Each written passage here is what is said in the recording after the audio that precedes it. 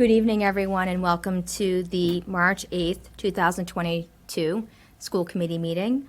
This is being recorded on SMAC for future viewing. Can everyone please rise for the Pledge of Allegiance? I pledge allegiance to the flag of the United States of America and to the republic for which it stands, one nation, under God, indivisible, with liberty and justice for all. Thank you very much. So we don't have anyone signed up for public comment this evening. So Dr. Rabb, it's Superintendent's update on the agenda. Thank you, Mrs. Gropey, members of the committee. I have a few things today. We came back to school on February 28th, mask optional on both buses and classrooms. And we've given all the students the option to wear their masks. And we're seeing students make choices either way and from day to day based on what they want to do. And I think the important thing to realize is we support the students in either choice that they make. And that's important for them to know and for everybody in the community to know. Last week, we only had 5 active COVID cases district-wide. And I think that tells us that we're on the other side and we're working closely and everybody is doing what they need to do. The Night of Excellence at Stoughton High School is tomorrow night at 6:30, and I'm just learning about this wonderful event that's come back. And it's an opportunity for all of the different departments at the high school and the students to showcase their work. And it sounds like a wonderful event tomorrow night at 6:30, and every department from mathematics to natural applied sciences to PE and health to special education will all have student work on display, and the teachers will be there showing off all of the work with the students. So all parents are invited, and it sounds like it's going to be a wonderful evening. The Stoughton Public Schools over February vacation had a humanities program over at the Hanson. And it was a great opportunity from students for all the elementary schools to get together on Tuesday, Wednesday, and Thursday of the April vacation. They had a beautiful day on Wednesday. The weather was a little dicey that week, but Wednesday was a great day, so they were able to get outside. They had readers' theater groups, and they had writing projects on the Presidents, Penguins, the Tundra, and Olympic sports. So it was a free program for our students here in Stoughton over at the Hanson School. I went and visited on Tuesday morning just to take a look and see how it was, and the kids were having a great time. And it's one of the programs that we've been able to support with our ESSER funding, and it's a wonderful opportunity. In April, we'll be running a STEAM camp. Same idea, but with science, technology, and math and engineering as the focus as opposed to humanities. Last Wednesday was National Read Across America Day, and I had the opportunity to read to Mrs. DeMayo's second grade class over at the South and got to read a book about problem solving and how we solve problems, and we're able to keep the students engaged. And it was a lot of fun reading to the second graders and really having a great time. And they sent me some thank you notes today, which I really appreciated, which was really kind of neat. So that's basically all I have, just a couple of updates. I'll talk a little bit more later about the budget and articles and some updates there, but for general knowledge, that's where we're at. Does anybody have any questions? I just have a question. You had talked about the masks being lifted and all of that, and we had 5 cases last week. I just wanted to ask, have we heard anything, or have you heard anything from the state in regards to tests? Because they've been giving us the testing, and we currently have that program. Is that going to stay for the rest of the year? Right Are they now, supporting that? right now, my understanding is it's supposed to stay through the middle of April. Okay. Of the testing program. And the pool testing, I believe, is supposed to stay a little bit longer as well. I'm not sure of the date on that one. Okay, so the testing program expected right now until middle of April. Yes. And then the pool testing, I'm sorry, what was that one? The pool testing, I'm not quite sure what the deadline is on that. Okay. That would be good to know, if you don't Absolutely. mind, if that's okay. I think that once, like you were really good at providing an update on what your decision was in regards to masking and things of that nature. Once these are solidified, it'd be good for, I think, the public to, the families to know that it would be ending as well, so that they can get a notification right away too. Okay. Just, I don't know, Sure. it'll be good since some people are used to it, and we did it last year as well, the pool testing, at least. Thank you. We do not have the student advisory rep present this evening. If she does show up, we can always jump back to that. But under new business, we have the Student Opportunity Act, and I'm going to hand it back to you, Dr. Rabb. Thank you very much. And I'm going to hand it off to Mr. Ford, who has really spearheaded this effort. Thank you. So if you remember back to 2020, the district did in fact create a Student Opportunities Act plan that we had brought to the committee had approved, and we had submitted to the Commissioner of Education to implement in 2021, 2022, and through 2023. I just want to give you a quick update on where we're at, because more or less we've accomplished all the goals of the plan. There is a window open right now with the Department of Ed to make modifications to the plan or update your plan or make revisions. We don't actually have to, because we have more or less fulfilled all of our obligations for the plan, and I'll bring you up to speed. When we initially put the plan in place, there were 5 components, the first of which was our English language education program, and that had to do with breaking up the magnet school that we had at the West, which is now the Wilkins, and then building out an Ela program in each one of our elementary schools. At this point, we've accomplished that task. The only remaining thing to do is at the end of this school year, the principal of each building, myself, and the Ela program director will sit down and we will do like an after-action review on what we've done, the effects of implementing, and whether we need to make revisions based on what we've learned in the first year of implementation. So that's the last piece that's already scheduled, and basically that plan has been accomplished. The second piece was the Ela Program Adjustment, which was moving to the workshop model and implementing the units of study from the Teachers College in New York. We've actually accomplished that, so we have that model completely rolled out in all of our elementary schools. We actually did most of the work during the pandemic, which is in itself remarkable. One of the other components of that plan was changing how we utilize our reading specialists. So not only are they reading specialists now, but they're actually instructional coaches and literacy coaches. So we have revised that model. So we have the coaching component in place, which facilitates implementation of the units of study, the workshop model, and always keeps a professional development focus in all of our classrooms at the elementary level across the district. The other component of that particular piece was expanding our classroom libraries and diversifying our libraries, which we actually accomplished, I think, like before we even had this plan approved, because that piece was already in the works and this just happened to fund it for us. Another piece that we put in place was we adjusted our mathematics program, and we went from the Envision 2.0 program to Envision 2020. And basically that shifted the focus to be a more visual, hands-on type of program. They had better definitions in terms of how they used the language. There was a better approach, a more comprehensive approach. It was also a program that focused on not only direct instruction of the teacher, but breaking things up into centers. So not only did it have a direct instruction component, but it also had a centers-based component where you break kids up into small groups and they go after tasks on their own. That was implemented the first year of the pandemic, and it went incredibly smoothly. We had some concerns, but it worked out great. Another piece was we looked at expanding the ALC program at the Hanson. That program was adding a teacher and a paraprofessional. And what we were looking to do is decrease the student-to-teacher ratio. It was about 10.5 to 1 down to 7.5 to 1. In the end, this year, I just reviewed the numbers today, we're at about 5.7 to 1, which is a great number. And with that program in particular, you want to have a good ratio because we do use it for 45-day placements, for alternative settings, or for evaluation. So it can be a fairly fluid number, but we did in fact accomplish that goal. And the last piece, we had a diversity component and diversity training, and that involved partnering with EDCO and the Ideas Collaborative to implement their program and provide professional development, as well as Massachusetts Partnership for Youth, both of which have been accomplished. We joined both those in FY21. And the other piece that we focused on, we hired actually a cultural proficiency coach, Khalees Warnham, that worked with our district for a full year. She provided training to the administrative team, as well as building level training like for faculties in aggregate, and breakout sessions for all the smaller departments. So that particular piece has been accomplished.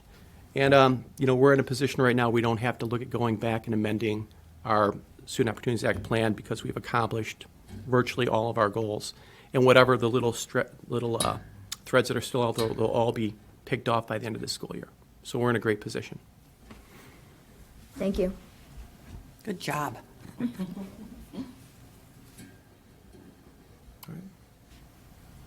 Thank you for the update. That was great. That was really fast talking, by the way. You did I really good understand. record time. I understand what the expectations are. No, that's really good. I know. I think that like a lot, we were able to achieve a lot out of that last year because of during the pandemic, how people weren't in the buildings, so you were able to have things in person in the buildings for certain things for development wise. Wow, yeah. So it worked out really good for you guys. And we were fortunate, the timing of this actually corresponded really well with our triennial plan. Yep. So we could cross over and do a lot of things where one plan supported the other. And it really helped with getting everything done. It's helped with getting the triennial plan accomplished as well. It's wonderful. Thank you for the update. Thank you. The next item is policy revision IC/CA, school year/school calendar. I'll note the working group had discussed, we obviously go through the different policies and review them. This one in particular, the working group has decided to strike this from the agenda. We will be looking at a future time, a homework policy. I've been in touch with the MASC. Mr. Ford's been looking through different districts, et cetera, on that, and working with the curriculum specialists to kind of define that and look at that at the elementary level. So what we were hoping from a working group perspective, Dr. Rabb, was we would strike this from the agenda because we don't have anything to bring forward to the school committee, but we would ask that if you could consider April vacations coming up, and if you can make any considerations in terms of workload during that period of time, we would hope that students and teachers are able to actually relax and take that time and not have, just a lot of work to have to do going out into vacation, during vacation, and when they get back, that people are able to reset now that the spring is here and masks are lifted, and we just want people to be able to actually breathe and try to enjoy the vacation.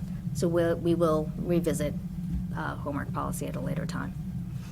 So we would need a motion, I think, to remove this from the, I'll make a motion to remove ICCA, school year, school calendar policy. do I have a second? Second. Thank you. All in favor? Aye. Aye. Aye. Thank you. The next is appointments. There's negotiations, contractual negotiations coming up. The custodians, negotiations, secretaries, negotiation, food service negotiations. So I will be making appointments to those. Generally, we joke that when Joe's not at a meeting, we appoint him, but since he will not be here, I will like to make some appointments. So for the custodians negotiations, I will be appointing myself. For the, there's secretaries negotiations and there's food service negotiations. For those, the time is minimal. All three, time's minimal, correct? And you guys can jump in to be able to go into that, and they can work around our calendars, our schedules, to have those negotiations. I believe one of them had asked for virtual. I don't really remember. I think it was the secretaries. I think so, but I don't know. I think, but would ask Fabienne, could you be able to participate on the secretaries one? Yeah, that's. So I'll appoint Fabienne to the secretaries negotiations, and then Katie, can I appoint you to the food services negotiations? Thank you so much. So those are the folks that will be participating in those with you, Dr. Rabb. And then I will let Mary Shea know tomorrow so that she can let these folks know. Thank you. You're very welcome. Is Okay. Joe Emerson at those also? Not generally. We haven't had him in the smaller ones. It's necessary. No. So, under old business, we have policy revisions again. These three we will talk about. We talked about them at the last school committee meeting. There were some changes to them, and this is a secondary view. One thing to consider when the working group was discussing is because our meetings, we kind of try to go efficient and have less meetings with more content within them. We would want to consider voting on these today so that we can get them in place. Since the new school committee members will be starting in April, we wouldn't want to put them in a position where they'd have to vote on something in that month, et cetera. So Katie or Mr. Ford, do you want to walk folks through? Happy to, if you want to do Oh. it. Okay. So I wasn't actually part of the discussions when these were developed, but in terms of policy implementation, we did have a reading and introduction at the last meeting. Today, we can have the discussion component, and you have the option to vote at the end of this meeting. So the first policy is the policy covering the use of school facilities, and there were just two components added, which have to do with timelines. And placeholder dates, it's fairly straightforward. We're just delineating a timeline, and we're not going to allow placeholder dates to be put in place. So it really is that simple. For student travel, I believe this requires to come back annually for trips to be approved, and this would include trips. I mean, historically, what's taken place in the school district is if you have an out-of-state or overnight field trip approved one year to the next, it's assumed to be approved continuously after the initial approval, so people don't have to keep coming back to committee. We're just going to revise that component and require people to come back annually if you're going to go out of state or go overnight. And it's really just a common sense, I think, change the policy in light of the times we live in. And I think that covers, that's a component of both the field trip piece and the student travel piece. Yes, the only So- thing the only thing at the bottom of the IJOA field trips is the reference to call it student travel, JJH student travel instead of JJH policy relating to field. So policy IJOA always referred to this policy, it just wasn't on the MASC side page. So we're voting to put this back in play and then revise IJAO reference part at the bottom only. There it is. And then with the use of facility, Dr. Rab was part of those discussions. And that was based on his experience in working with approving permits and some changes, because I don't know if you want to add anything, Sure. just because you were part of it, and talk about why there's no more placeholder dates and how that kind of caused a bottleneck in the district this year. Absolutely. It was difficult with placeholder dates because once we had allowed different groups to set up different placeholder dates, it was hard then to approve other groups that wanted to come in because we didn't know when they were going to be in the venue or when they weren't going to be in the venue. So to be fair to everybody, the easiest thing to do is make sure that when people want the venue, they need to let us know the dates up front.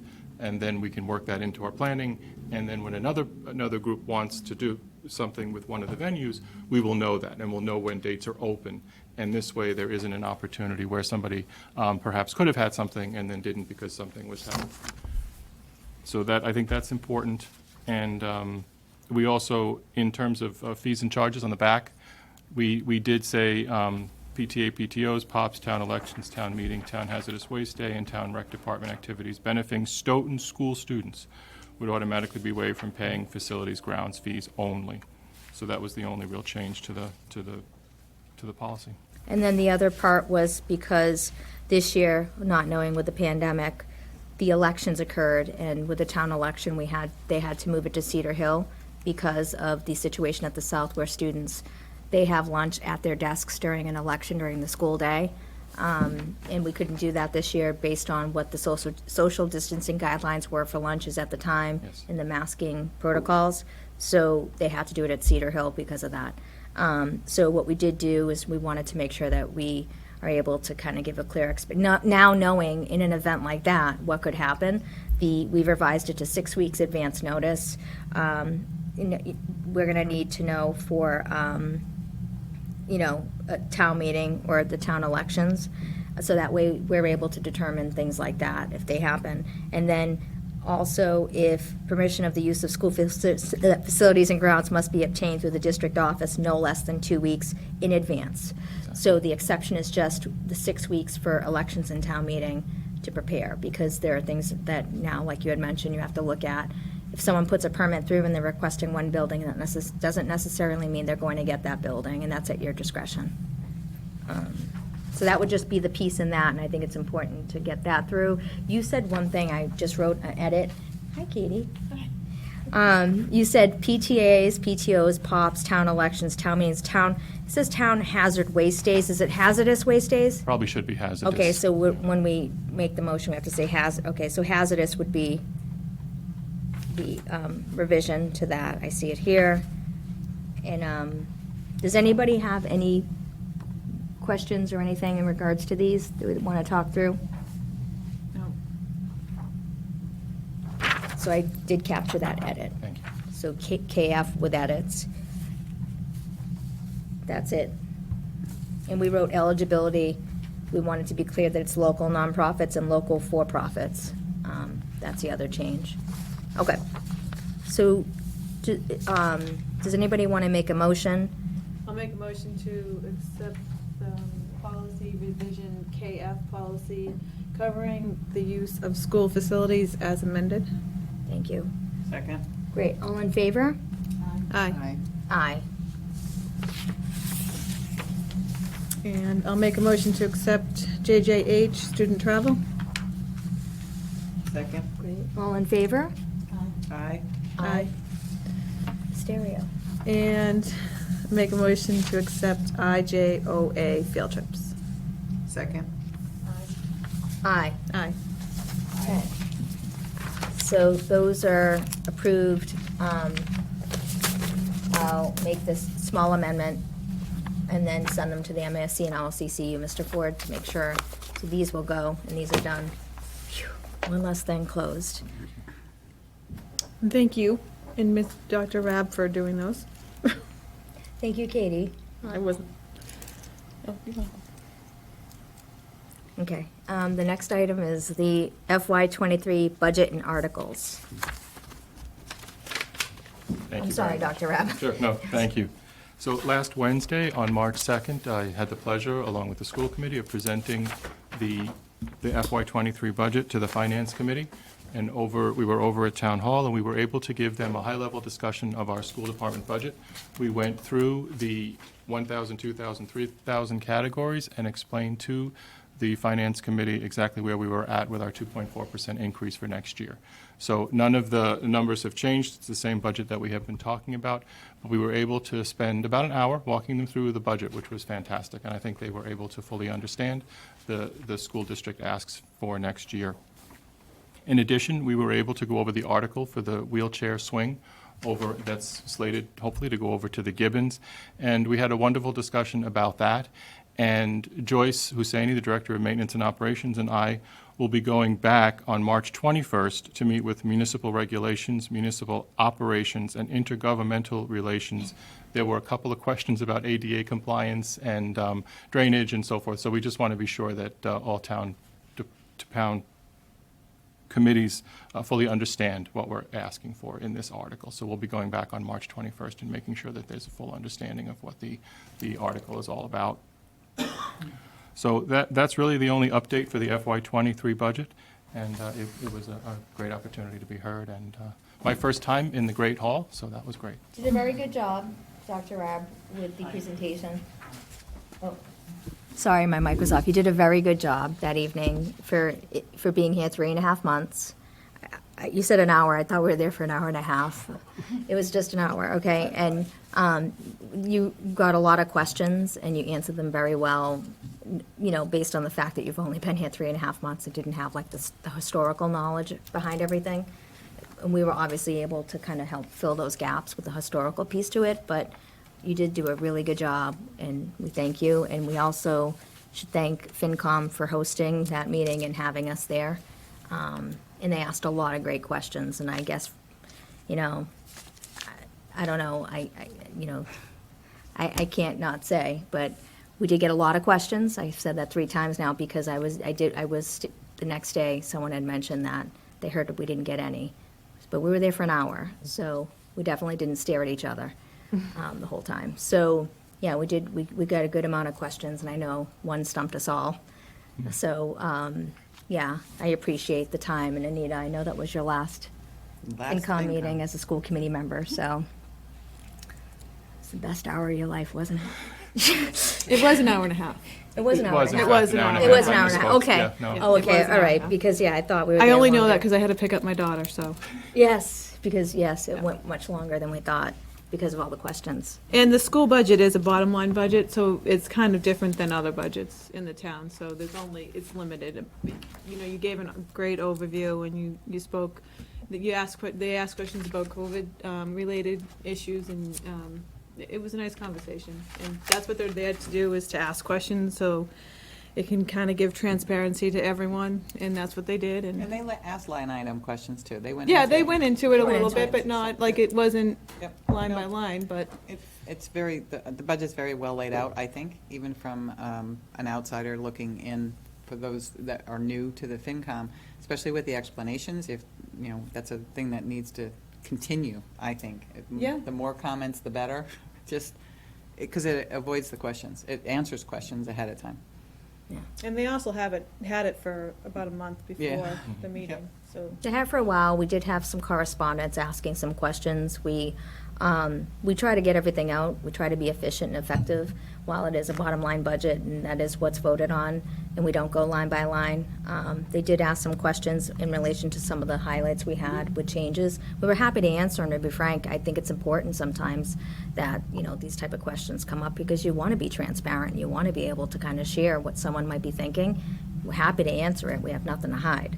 And I didn't feel at all any pressure. I didn't feel at all that they were implying any of that. I thought The way I look at you it did a good is- job. The way I look at it is if they're asking a question, then there's 2 or 3 or 10 other people that could have that same question, so. Yeah, Exactly. yeah. But you did a really good job, given the hour and a half that we were there and all the questions. I mean, it was just right, first. So we were impressed. So there's that. Does anybody have anything to add with the budget? Nope. Okay. And thank you to FinCom again for having us. We're always happy to meet with them.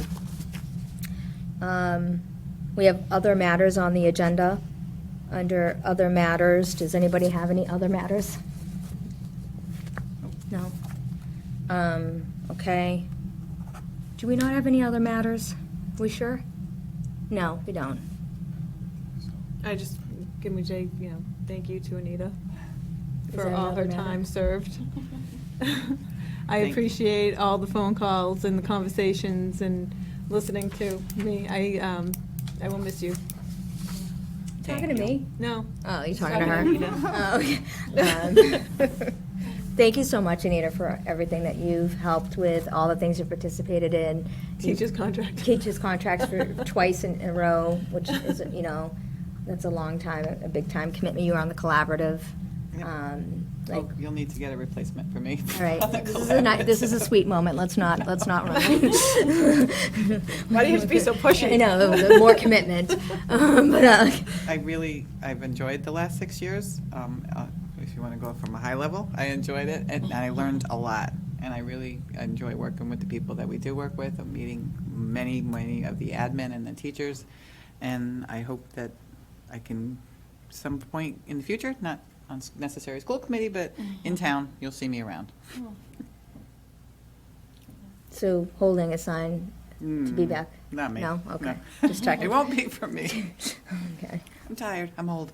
No, we appreciate everything that you've done, and you haven't had students in the school system for quite a few years now, and you've still put the time in, so we appreciate it. Thank you.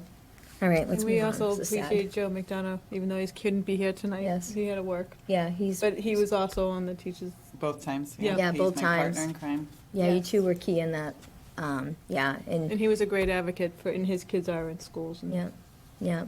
Thank you, Joe. Yes. You made it colorful.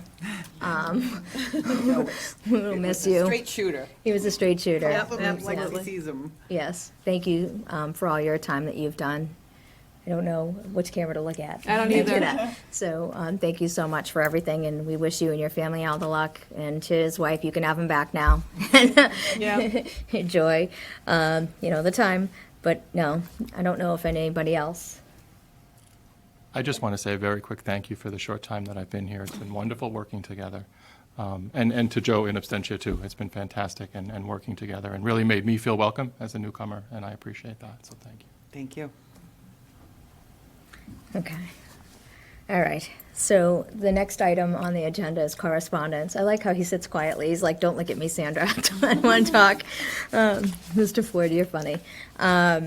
So correspondence, I will first see if anybody has any. Nope. No.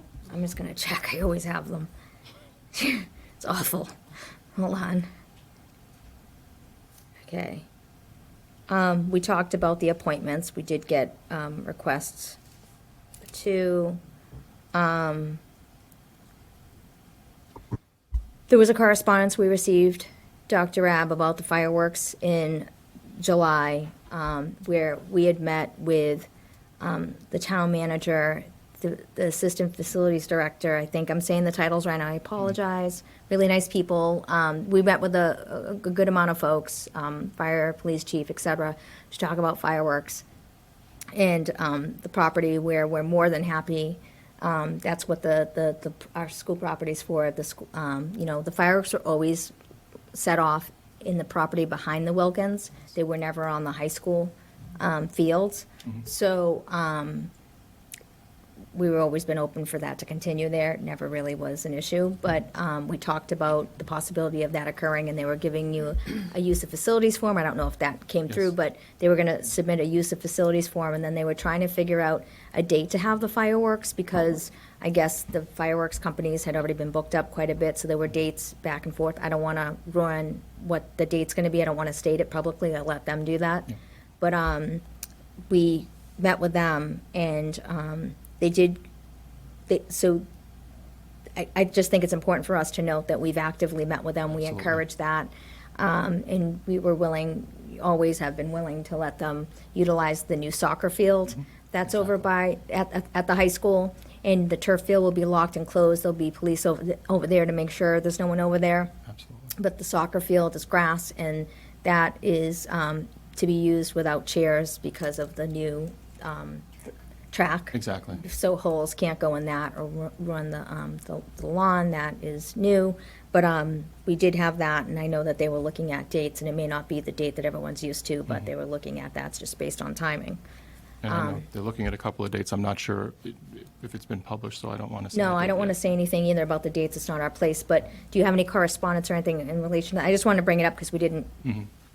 The only correspondence is that they will be sending me a formal request, and then we'll be able to permit that soccer field with the understanding that it's blankets only. And because of the, as we said, because of the track, we can't put any chairs or anything on the track. It's a soft surface, and it would be dented by a chair if somebody were to sit in a chair on it. But certainly on the field itself, and if people want to watch the fireworks from the field itself, that would be appropriate. I was just going to ask how, do we even want to let chairs into the area, because there's the chance that once they're on the track, somebody's got to go in and ask them to get it off the track, and No, they We'll talked have about that. gatekeepers. They're going to have gatekeepers Gatekeepers, yep. to let them know, because if they Yeah. poked, it's Yep. going to damage, how expensive was that? It's going to damage it. So that was part of the discussion. They'll have porta potties there, they'll be like whatever they're going to do, but we were open to whatever dates that they were able to do it, but that I wanted to note. And hopefully that will at some point be announced. And I received a correspondence on February 28th requesting for the contract, the STA contract, to, what's it called? end The- negotiations, end No. discussions. No, No, is it- they wanted to establish a joint subcommittee consisting Oh, of the administration team to study overall special education's workload, et cetera. So that was a correspondence I received, and I'm just trying to make sure everybody is on the same page. I try to give everybody emails to keep them in the loop, but that also we had, so that's something, has that, Yes, it's been Okay, established. We'll be good. meeting for the first time next Wednesday as a kickoff meeting, and then we'll hope to meet 3 or 4 more times after that, too. awesome. And then the last is that I do have a correspondence out to the chair of the select board. I did have discussion on the phone with him when I spoke to him, I believe it was Thursday. I'm waiting for a call back. After that, he was leaving that call, was going to call me back. I did go back out to him on Friday to follow up, to kind of get closure on that discussion. And he had noted that he had to speak to Steve Cavey first and some other folks, and then he would get back to me, but I haven't heard back yet. That was in relation to a correspondence that you had received regarding, hold on, I'm trying to find all this stuff. It was regarding basically capital planning, which is like our facilities master plan, and wanting to, get you to provide the capital information so that the town manager can put together a capital plan for the town. We stand by, and we always have stood by, which is why we created the Facilities Master Plan Committee, is the public being involved in that process.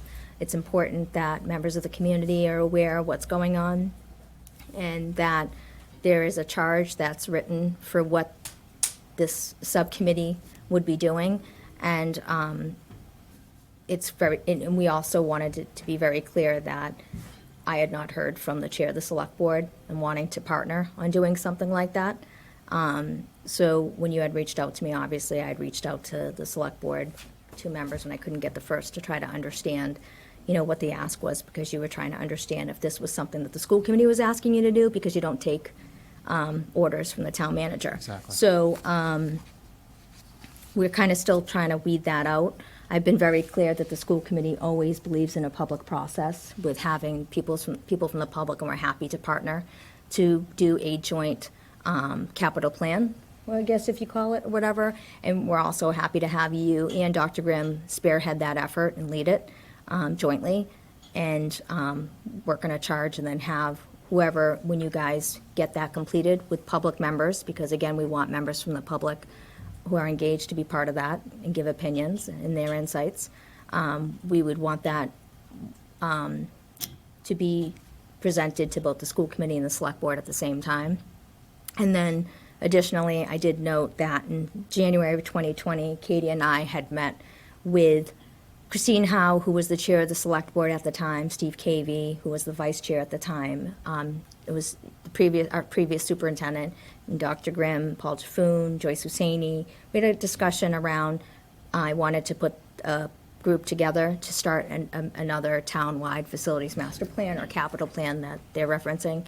And we talked about what would that be in the criteria, and the chair of the select board at the time was wonderful with being open to discussing that. And we were going to create a charge for that, and we were going to use the facilities master plan that we currently had as a starting point. Unfortunately, she had left a few months after to move on. She left the state, and it kind of, these things change. So we started the discussions. I thought that we were in a good place to kind of maybe pick that up. So we'll see where it goes, but I have not heard back. But I did want to bring it to everyone's attention that, there was discussions, and I don't know if there's anything you want to add to it. Thank you, just that I appreciate that process and the opportunity to have a public process and the opportunity to do that in that forum is very important. I mean, you were part of the, Yes, we were saying that, we think community members should be included and part of so it's transparent. So, yeah, yeah, I feel like that's the way we should go. that's how we all had Going felt forward. at the time, right? Yeah. I mean, yeah. And it's with a charge, so that, like we did, so it's very clear on what the role is and what the intent is, and that's what the authority is within that group, and that is it. And with the fact that the superintendent and the town manager would be leading that effort, and they would be presenting that, no one else would be presenting it or giving any ideas to the public outside of that, because that's not what the authority is given to those folks. But that was the only thing I think I have left is that. So I'll try to give everybody an update when I hear back from the select board chair on when we can start to put that together. Then I'll let everybody know. And if it's not close enough to the next meeting, I'll send an email to you guys. That's great. Okay? Yeah. Cool. I think that's it for correspondence. I can't keep up anymore. All right. And then the last item we have is acceptance of the February 8th, 2022 meeting minutes. Make a motion to accept the February 8th, 2022 meeting minutes. Second. Great. All in favor? Aye. Aye. Thank you very much. And the last item is to adjourn. So this adjourns the public meeting, and that's really it. We've already had our executive session. We won't be coming back. So does anybody want to make a I'll make a motion? motion to adjourn. Second? That was her last second. Anita Hill's last second. Aye. All right, everyone, have a great evening. Good luck, Anita, with everything you do. Good Thank night. you. Have a good night. Take care.